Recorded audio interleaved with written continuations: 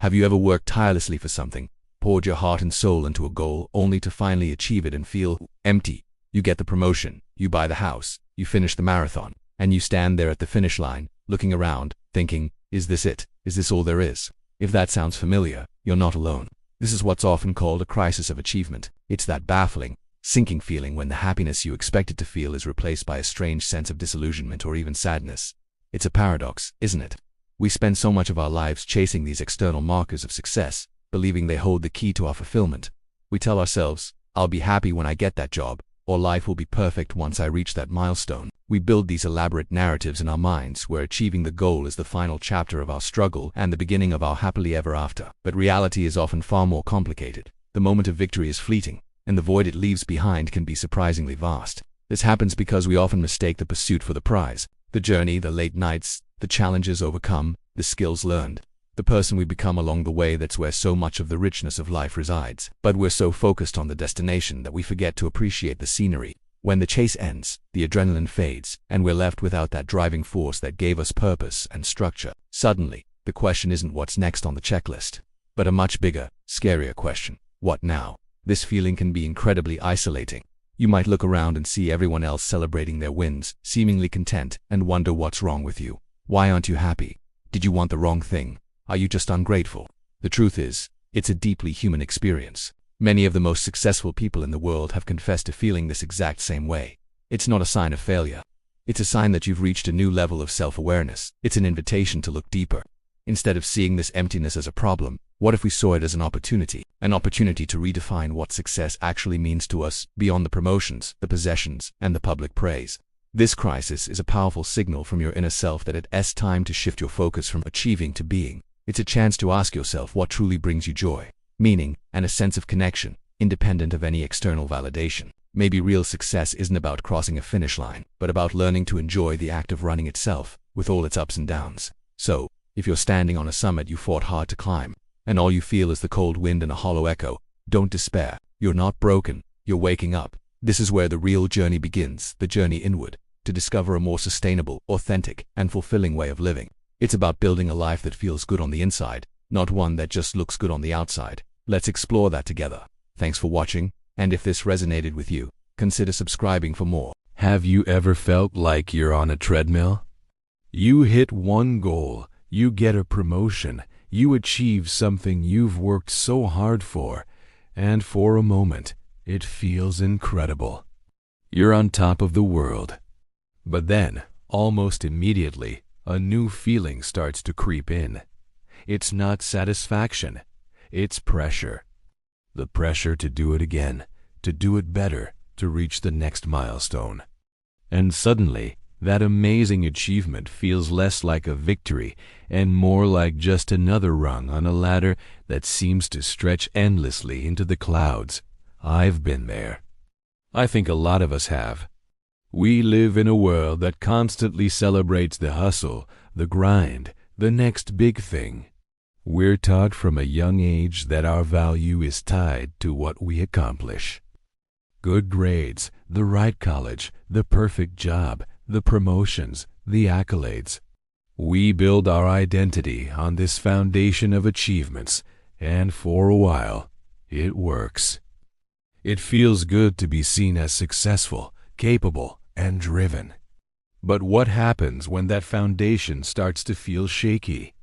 What happens when you're in between achievements, or when you face a setback? Or, even scarier, what if you just want to get off the treadmill for a little while and breathe? That's when a deeper, more unsettling fear can surface, the fear of worthlessness. This fear whispers that without your accomplishments, you are nothing. It tells you that your value isn't inherent. It's earned, and it can be lost at any moment. It's the voice that says if you're not climbing, you're falling. This constant pressure can be exhausting. It can lead to burnout, anxiety, and a feeling of being perpetually unfulfilled. You start chasing the high of the next win, not for the joy of it, but to silence that nagging fear of being worthless. I remember a time when I had just finished a huge project. I had poured months of my life into it, working late nights and weekends. When it was finally done and successful, everyone was congratulating me. But inside, I felt hollow. The first thought in my mind wasn't I did it, but what's next? I have to top this. I was so terrified that if I didn't immediately have another massive goal, people would see me as a one-hit wonder, that my value had peaked and was now declining. I was defining my entire self-worth by my productivity. It took me a long time to realize how dangerous this mindset is. Your achievements are a part of your story, but they are not the whole story. You are not your job title. You are not your list of awards. You are not the number in your bank account. Your worth is not something you have to prove or earn every single day. It's something that is fundamentally, unchangeably, a part of you. Learning to untangle your self-worth from your accomplishments is a journey. It starts with small shifts in perspective. It's about celebrating the effort, not just the outcome. It's about allowing yourself to rest without guilt. It's about finding joy in the process, not just in crossing the finish line. It's about looking in the mirror and knowing that the person looking back has value, regardless of what they did or didn't do today. It's also about recognizing that vulnerability is not weakness. Admitting you're tired, that you're scared, or that you just need a break is a sign of incredible strength. It's a declaration that you are human, not a productivity machine. If you feel trapped on this treadmill of achievement, please know you are not alone. And if these feelings become overwhelming, talking to a mental health professional can provide you with the tools and support to navigate them. It's okay to ask for help.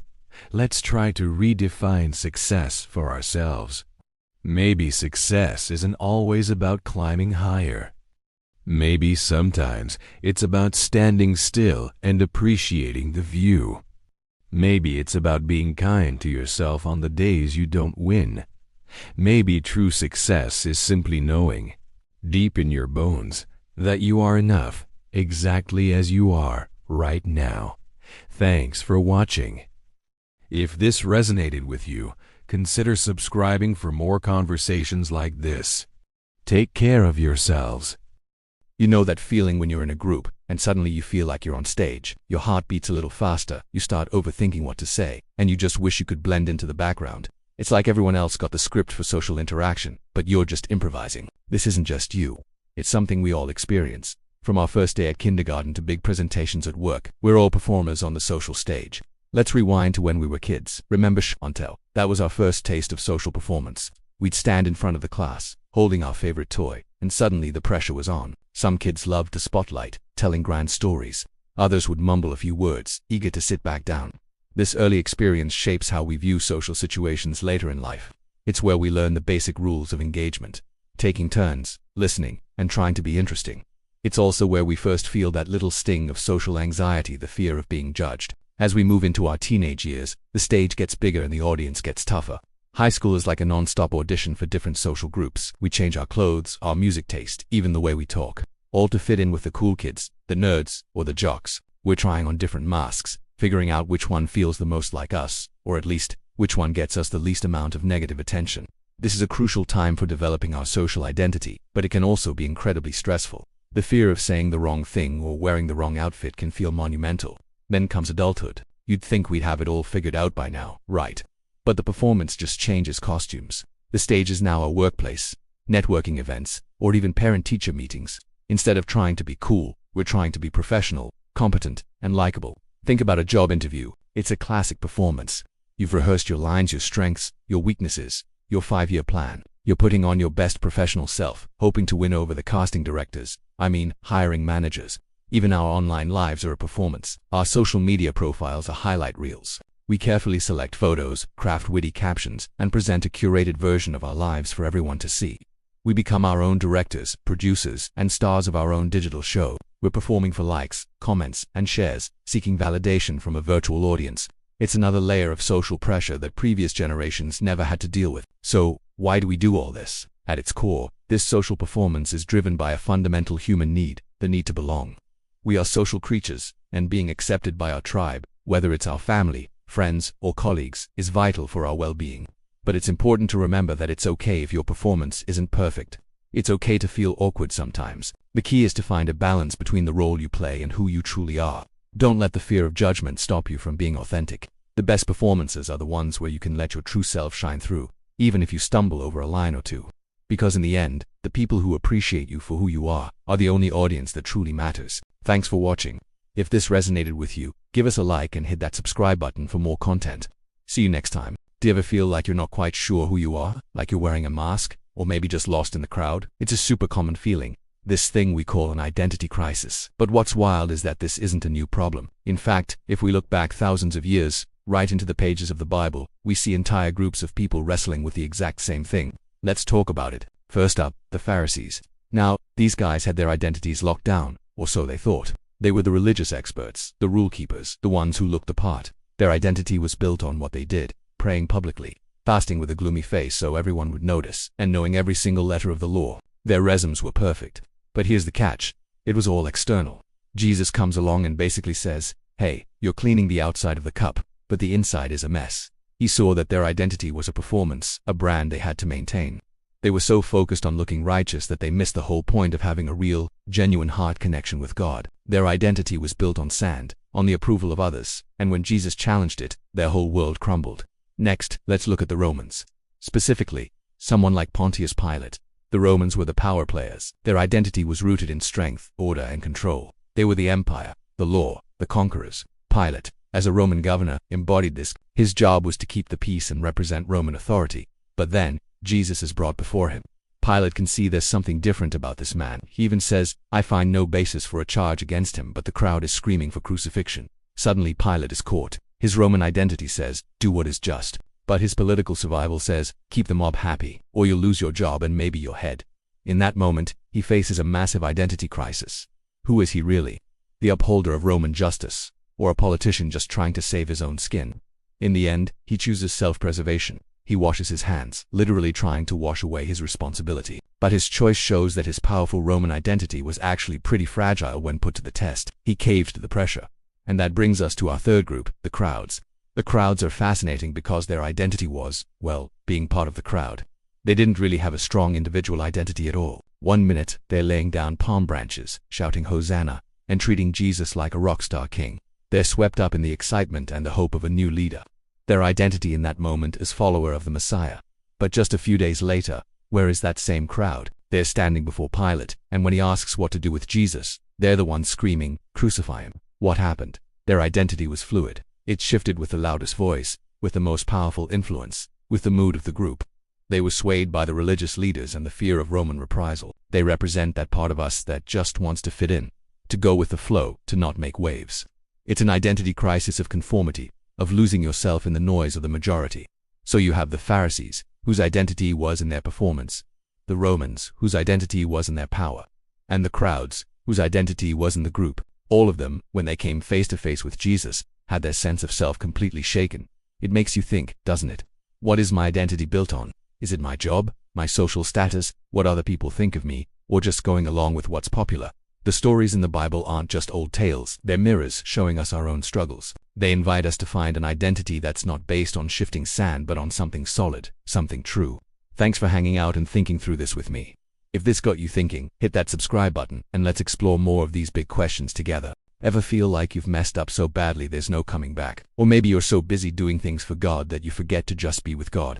Or perhaps you look back at your past and think, how could God ever use someone like me? If any of that sounds familiar, you're in the right place. Today, we're re-diving into the stories of three incredible people from the Bible whose lives show us that our imperfections, our distractions, and even our pasts can't stop God's purpose for us.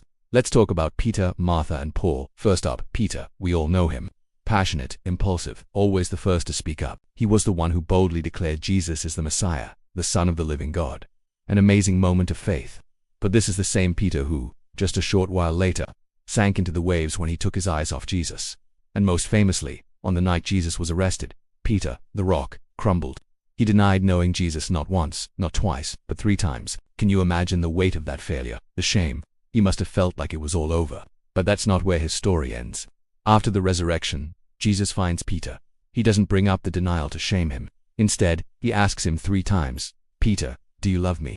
And with each yes, Jesus restores him, telling him to feed my sheep. Peter's greatest failure became the backdrop for his greatest comeback. He went on to become a powerhouse leader in the early church, a testament that our failures don't define us in God's eyes. His grace is bigger than our biggest mistakes. Next, let's look at Martha.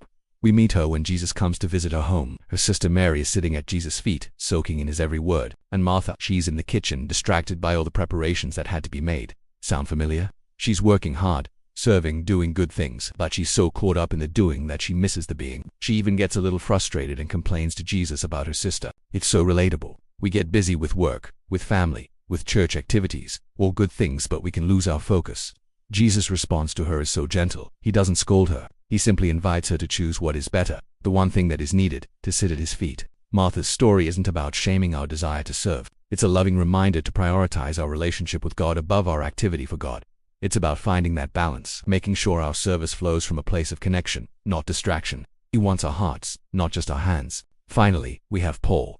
Before he was the apostle who wrote most of the New Testament, he was Saul of Tarsus, and Saul's resume was shocking. He was a persecutor of the early church. He hunted down Christians, dragging them from their homes to be imprisoned or worse. He was present and approving at the stoning of Stephen, the first Christian martyr. By all human standards, he was the least likely candidate to become a follower of Jesus, let alone the greatest missionary the world has ever known. But on the road to Damascus, Jesus met him. In a blinding flash of light, his life was turned upside down. Saul the persecutor became Paul the apostle. God didn't just forgive his past, he redeemed it. Paul's own dramatic transformation became his powerful testimony. He could speak with such authority about grace because he had received it in its most radical form. His story shouts from the pages of Scripture that no one is beyond God's reach. Your past doesn't disqualify you. In God's hands, it can qualify you to share his message of redemption with a world that desperately needs to hear it. So, what do we take away from Peter, Martha, and Paul? We see a God who restores the failed, refocuses the distracted, and redeems the broken. Peter teaches us that our stumbles don't have the final say. Martha reminds us to seek connection over commotion. And Paul proves that God can transform any past into a powerful purpose. Whatever you're facing today, a feeling of failure, the stress of busyness, or the shadow of your past, I hope these stories encourage you. You are not too broken, too busy, or too far gone. God's grace is sufficient, and his plan for you is still unfolding. Thanks so much for watching today. If this message resonated with you, hit that like button and subscribe for more content just like this. See you in the next one. Have you ever been in the zone? Everything just clicking, firing on all cylinders, and then suddenly, you hit a wall. It feels like your brain just shuts down, your energy vanishes, and you can't even string a coherent thought together. This isn't just you being lazy or unmotivated. This is a real phenomenon, what we can call the human breakpoint. It's that critical moment when your performance doesn't just dip, it completely collapses. So, what's really happening here?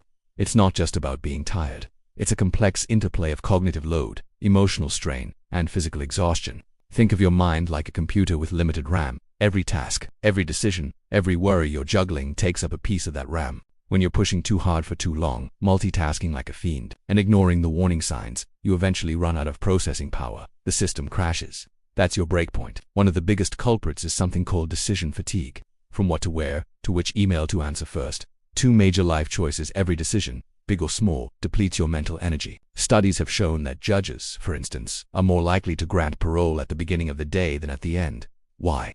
Because as the day wears on, their decision-making ability gets worn out. They default to the easier, safer option, which is to say no. You do the same thing. After a long day of choices, you're more likely to order takeout than cook a healthy meal, or scroll on your phone instead of reading a book. Emotional stress is another massive factor. When you're constantly dealing with anxiety, frustration, or pressure, your brain is in a state of high alert. It's diverting huge amounts of energy to manage these emotions, leaving very little for focus, creativity, or problem solving. This constant emotional drain brings you much closer to your breakpoint, much faster.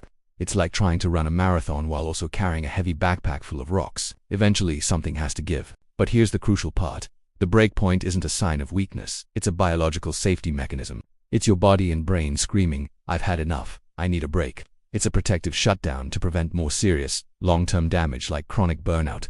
The key is not to fear the breakpoint, but to understand it and learn to manage your energy before you get there. So, how can you avoid these crashes? The first step is awareness. Start noticing the early warning signs. Are you becoming more irritable? Is it harder to focus? Are you making silly mistakes? These are your yellow lights, telling you to slow down. Don't ignore them and power through. Instead, take strategic breaks. The Pomodoro technique, for example, working for 25 minutes, and then taking a 5-minute break is brilliant because it builds recovery right into your workflow. Also, simplify your life to reduce decision fatigue. Plan your meals for the week. Lay out your clothes the night before. Create routines that automate the small, daily decisions so you can save your precious mental energy for the things that truly matter. And most importantly, prioritize rest. This means getting enough sleep, but it also means scheduling downtime where you do absolutely nothing productive. Go for a walk, listen to music, meditate, or just stare out a window. Let your brain's RAM clear out. Recognizing your personal breakpoint is a superpower. It's about working smarter, not just harder. It's about treating your energy as your most valuable resource. By understanding what pushes you to the edge, you can learn to step back, recharge, and maintain high performance sustainably over the long run. It's not about avoiding challenges. It's about building the resilience to face them without breaking. Thanks for watching. If this resonated with you, hit that like button and subscribe for more insights into how your mind works. See you in the next one. Have you ever tried to change something about yourself, maybe a bad habit or a character flaw, and just felt stuck? You push and you strive, but nothing seems to work. It's like you're fighting a losing battle against yourself. We've all been there, feeling that frustration, and maybe even a little bit of shame. We think if we just try harder, if we just have more willpower, we can force ourselves to be better. But what if we've got it all backward? What if true lasting change doesn't start with what we do, but with who we are? Let's look at a powerful example from the life of Jesus. Think about the story of Zacchaeus. Here's a guy who was, by all accounts, not a great person. He was a chief tax collector, which in his day meant he got rich by extorting his own people. He was isolated, disliked, and probably carried a heavy burden of guilt. Now, if we were trying to fix Zacchaeus, we might start with a list of demands. Stop cheating people. Give back the money you stole. Change your ways. It seems logical, right? Address the behavior first. But that's not what Jesus did. When Jesus came to Jericho, he looked up into the tree where Zacchaeus was hiding and said, "Zacchaeus, come down immediately. I must stay at your house today." Think about the impact of those words. Jesus didn't lead with condemnation or a list of rules. He led with an invitation. He offered relationship and acceptance.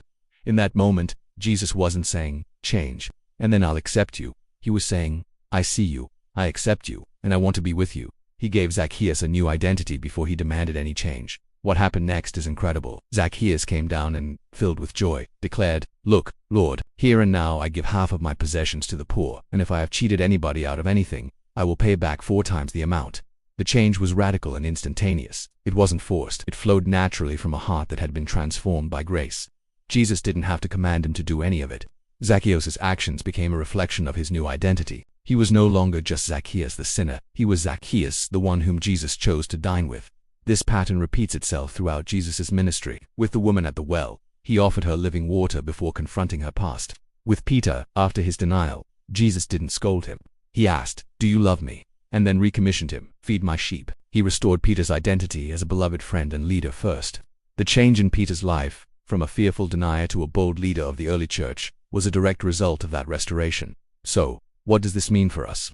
It means that our efforts to change, whether it's breaking a habit, becoming more patient, or being more loving, shouldn't start with gritting our teeth and trying harder. It starts by embracing our identity in Him. Before we are asked to do anything, we are told who we are: chosen, loved, forgiven, a child of God. When we truly believe and rest in that identity, our desires begin to change. We start wanting to live in a way that reflects who we've been told we are. Instead of waking up and thinking, "I need to stop being so anxious today," what if we started by remembering, "I am a child of a God who has overcome the world, and His peace is my inheritance." Instead of saying, "I have to be more generous," what if we remembered, "I am cared for by a God who owns everything, so I can give freely." The change comes not from the strain of self-improvement, but from the overflow of a new identity. It's grace, not grinding. It's knowing you're loved into changing, not changing to be loved. So today, if you're feeling stuck, take a step back from the struggle. Stop focusing on the what and start resting in the who. Remind yourself of the identity that has been freely given to you. Let that truth sink in, and watch as your actions begin to align, not out of effort, but out of love. Thanks for watching. If this resonated with you, consider subscribing for more content like this. See you next time. Hey everyone, welcome back to the channel. Today, I want to talk about something that's been on my mind a lot lately. Something I think many of us who grew up in faith circles can relate to. It's this idea of performance religion. You know what I'm talking about. right? It's that unspoken pressure to look the part, to say all the right things, and to have this perfect, shiny Christian life on display for everyone to see. It starts subtly. Maybe it's feeling like you have to raise your hands in worship just because everyone else is, even if you're not feeling it. Or maybe it's posting that perfect spiritual quote on social media, hoping it gets enough likes to validate your faith.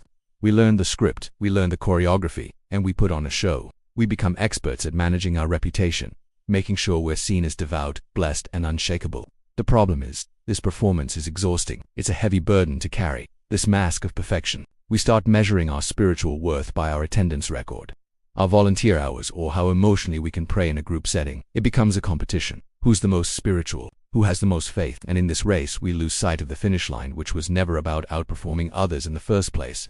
The real danger here is that we start to believe our own act. We mistake the performance for genuine transformation. We can have all the external trappings of a righteous life, we don't swear. We listen to the right music, we have the Christian bumper sticker, but inside, our hearts can be far from God. We become like beautifully decorated tombs, pristine on the outside but filled with insecurity, judgment, and fear on the inside. And what happens when we can't keep the performance up anymore? When life gets messy, when doubt creeps in, when we stumble and fall, the pressure to maintain the facade becomes immense. We hide our struggles because we're terrified of being judged by the very community that's supposed to support us. We feel isolated and alone, thinking we're the only ones who don't have it all together. This is the ultimate pitfall of performance religion. It creates a culture of shame and secrecy instead of one of grace and honesty. So how do we break free? I think it starts with radical honesty. First with ourselves and then with God. It's about admitting that we're not perfect, that we have doubts, that we're tired of pretending. It's about trading our carefully curated spiritual resume for a simple, honest conversation with our Creator. It's about finding a safe community where you can take off the mask and just be real, where grace is more important than appearances. True faith isn't a performance for an audience. It's a relationship. It's messy, it's real, and it's found in the quiet, unseen moments, not just under the Sunday morning spotlights. It's about letting God work on your heart, not just polish your exterior. If you've been feeling trapped in this cycle, please know you're not alone. It's okay to be a work in progress. That's what grace is all about. Thank you so much for listening. If this resonated with you, I'd love to hear your thoughts in the comments. Don't forget to like and subscribe for more conversations like this. See you next time. Have you ever felt like you're constantly keeping score in your relationships? You know, that little mental tally of who did what, who apologized last, who's winning. It's like we're all carrying around these invisible scorecards, grading our partners, our friends, even our family members. I did the dishes, so you owe me. I remembered your birthday, so you'd better not forget mine. It's exhausting, isn't it? This scorecard mentality turns our connections into transactions. It creates a dynamic of debt and obligation, where every action is weighed and measured. And what happens when the score feels unbalanced? Resentment starts to build. We feel slighted, unappreciated, and justified in our anger. We start looking for faults, collecting evidence to prove we're in the right and they're in the wrong. It's a game where nobody truly wins, because the ultimate prize we're sacrificing is genuine connection. Now, imagine a different way. Imagine replacing that scorecard with grace. What is grace? Really, it's not about ignoring problems or letting people walk all over you. It's about choosing to give the benefit of the doubt. It's extending kindness and understanding even when it's not earned or deserved according to our scorecard. Grace says, I see you're having a bad day and I'm not going to hold it against you. It says, you forgot, and that's okay, because I know you're human. Grace understands that we all make mistakes. We all have off days, and we all fall short. It's the freedom to be imperfect without the fear of judgment or penalty. Think about it. When someone shows you grace, how does it feel? It's like a weight being lifted. It dissolves tension and creates a space for honesty and vulnerability. You feel safe, seen, and loved for who you are, not for what you do. The opposite of grace is justification. This is the voice that whispers in our ear, telling us we have every right to be upset. It's the lawyer in our head, building a case against someone else. They did this, and then they said that, so of course I'm mad. Justification feels powerful in the moment. It feels righteous. But it's a trap. The more we justify our anger and resentment, the more we strengthen those negative feelings. We become so focused on being right that we lose sight of being happy. We build walls instead of bridges. Holding on to that justification is like drinking poison and expecting the other person to get sick. It harms us, trapping us in a cycle of bitterness and conflict. It keeps us stuck in the past, replaying old hurts instead of moving forward into a healthier, more connected future. So how do we make the switch? How do we drop the scorecard and embrace grace? It starts with a conscious choice. The next time you feel that urge to mark a point against someone, pause, take a breath, ask yourself, is this worth the cost to my relationship? Can I choose a different response? Instead of reacting with criticism, try responding with curiosity. Instead of saying, you always do this, try asking, hey, I noticed this happened. Is everything okay? This simple shift can completely change the dynamic. It opens the door for conversation instead of confrontation. It's about looking for the good, assuming positive intent, and remembering the person you care about underneath the frustrating behavior. It's about recognizing that their actions are often not about you, but about what's going on inside of them. Living with grace doesn't mean you become a doormat. Healthy boundaries are still essential. Grace is not an excuse for someone to repeatedly disrespect or hurt you. You can have grace and still say, "This is not okay with me." The difference is the heart behind it. You're not attacking from a place of righteous anger, but communicating your needs from a place of self-respect and love for yourself and, hopefully, for the other person. It's a practice, not a perfect science. You'll have days where the scorecard feels glued to your hand. That's okay. Show yourself some grace, too. The goal is progress, not perfection. Every time you choose grace over justification, you're not just improving a relationship. You're investing in your own peace of mind. You're choosing connection over conflict, and love over being right. And that's a game where everyone wins. Thanks for watching. If this resonated with you, consider subscribing for more content like this. See you next time. Have you ever looked at the cross and wondered what it truly represents? Beyond its religious significance, it stands as a profound declaration of human values, a symbol that speaks to the very core of our shared experience. It's a story not just of sacrifice, but of unconditional love. A love so immense it embraces everyone, without exception. Think about it, a love that doesn't judge, that doesn't keep score, that simply accepts us as we are. This is a powerful message of belonging, a reminder that no one is ever truly alone, that we are all part of a larger, interconnected family. The cross also embodies an incredible message of hope and renewal. It tells us that even in our darkest moments, when we feel broken or lost, there is always a path to a new beginning. It's a symbol of resilience, showing that after every hardship, there's the possibility of rebirth, of starting fresh. This isn't about forgetting the past, but about transforming our pain into strength, our mistakes into wisdom. It's the ultimate comeback story, proving that forgiveness both for others and for ourselves is the key that unlocks the door to freedom and healing. Then there's the value of sacrifice, but perhaps not in the way we usually think about it. It's not just about giving something up. It's about selfless service, about putting the needs of others before our own. It's about compassion in action. This is the kind of sacrifice that builds communities, that strengthens bonds, and that inspires us to be better people. It challenges us to look beyond our own desires and ask, how can I help? How can I contribute to the well-being of those around me? This is the spirit of service that can truly change the world, one small, loving act at a time. Finally, the cross is a testament to unwavering faith and courage. Imagine facing the ultimate challenge, the greatest fear, and standing firm in your beliefs. That's the courage the cross represents. It's the courage to stand for what is right, to speak truth to power, and to hold on to hope when all seems lost. It encourages us to find that strength within ourselves, to face our own trials, not with fear, but with a quiet confidence that we are stronger than we think. So, when we look at the cross, we see more than just an ancient symbol. We see a declaration of love, hope, service, and courage. These are not just religious ideals. They are universal human values that resonate with all of us, guiding us toward a more compassionate and meaningful life. They remind us of our shared humanity and the incredible potential for good that lies within each and every one of us. Thank you for watching. If this message resonated with you, please like, share, and subscribe for more content.